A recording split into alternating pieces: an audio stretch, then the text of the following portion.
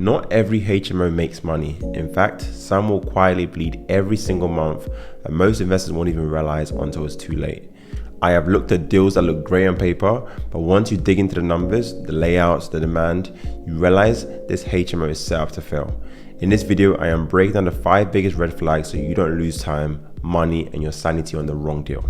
So the first thing I see investors do is trying to cram so many rooms to the HMOs. Sometimes you get people having small rooms in the HMOs.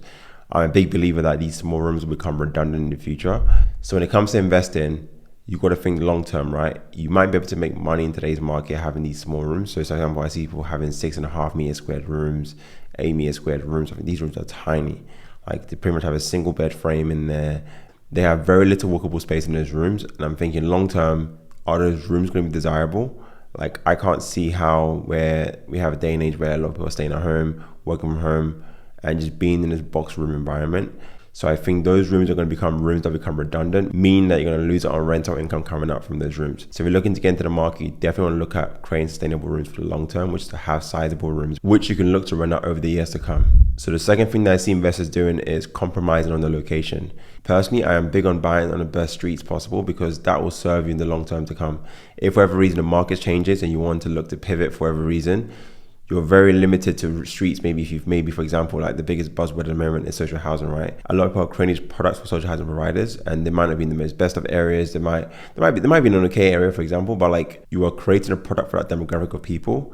And my question is, what happens if for whatever reason that provider goes bust, or you want to look to pivot? Where do you go in terms of renting that property out? Because if you've designed it to be like maybe like a low spec HMO in an area maybe that's not desirable, for example, as well as in like getting higher rental income from these properties, i.e. people are willing to pay a bit more, then where do you go, right? You're going to potentially have to put it out to market, maybe dealing with blue collar workers and dealing with people that might not be good at keeping up with their rents. And for me, these are problem tenants and long term will again not serve you. So with me, when it comes to this, I've always gone for the central locations because I know if for whatever reason there's a downturn in the market, I can go looking to rent to different classes of tenant or even different demographics of tenant as well. So having that luxury of selecting the right location, which allows me to be diversified in terms of tenant profile, is huge and gives me the edge to allow me to weather a storm if there is a storm or there's a change in the demographic I'm currently renting the property to.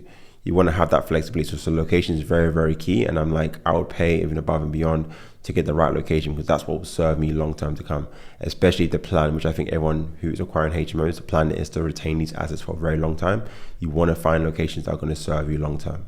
So look, I know a lot of people have been wanting to work with myself one-to-one, and there's a link in the description to work with myself. If you're ready to get started with HMO, what I would say is you need to at least have a £20,000 to £30,000 in capital ready to go. And that allows us to be in a position to get the ball rolling. So if that's you and you wanted to work with myself one-to-one, book in a call using the link in the description to discuss how we can be of help on your investment journey as well.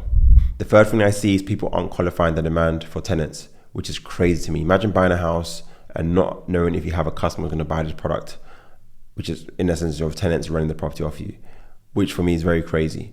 So we should all be looking at the demand on the street we're buying, the property we're buying, specifically running fake ads at worst case scenario, like run a fake ad to say, hey, got a property in the street, looking to rent it out, I've got 6 rooms, and just see how many people actually reach out wanting to book this room, just to qualify like what the ratio of people requesting to book this room is and how quickly, more importantly, for instance, when you put the ad out, there's a response to people wanting to rent the room out from you. So you know there's a qualified demand that you're buying something that you can convert into a good product, knowing that there's a customer on the back end to take that property off you on the back end. Because if you don't do that, you might have this amazing property, you spend a lot of money creating it, amazing, great, but no one's looking to rent the property off you. So for me, that's a liability and a problem waiting to happen. So don't be the guy that waits to the end, puts the property in the market and hope it rents. That's not a strategy to win. We want to qualify demand before even purchasing a property and identifying even the street to be a property that's worth investing on. This is very, very crucial to ensuring that you have an income producing asset. You want to make sure you have similar room sizes so the rents per room are very similar. So you're usually getting a similar type of demographic of tenant coming for your property. Well, you don't want the property having someone paying £800 for like a studio room and then someone paying £400 in the house.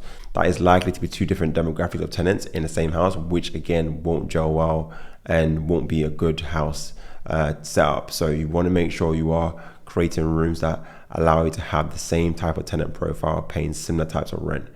And so coming back to the point of vetting your tenants, you need to make sure you've got a agent who is solid on having a vetting process to ensure that you are getting tenants who are paying you rent, who's maybe got a guarantor in place, who's got good financial background in terms of like good working background, and more importantly has a great reference from their previous landlords showing that they're a good tenant as well. So these are all things that your agent should be doing to make sure that you have the best tenant coming forward to live in your property. So the fifth point I see people doing is having weak management or trying to manage the property themselves. Managing HMOs are very time consuming and can be very challenging, and if you're someone who hasn't got experience doing this, it's not something you want to get yourself into. And that's why I'm big on getting a strong management in place who's got a track record of being able to manage HMOs in this area, can prove that they have a process in place for non-paying tenants, people that are damaging your property. What do they do in place of vetting tenants when they're coming on board? So you want to make sure you have a strong management team in place, because ultimately this is what makes your asset an asset, i.e. an asset that provides you income. If you've got a poor management system in place, whether it's you vetting them, whether it's you managing property yourself, i.e. having no experience trying to manage HMOs, then you have a problem waiting to happen, which is selecting the wrong type of people coming into your property, not vetting your tenants correctly, not having a process in place to manage your ongoing maintenance for these tenants that are in your houses as well. So when it comes to dealing with management, you definitely want to hire great management in place to ensure that you have an income producing asset and an asset that keeps paying you month for month.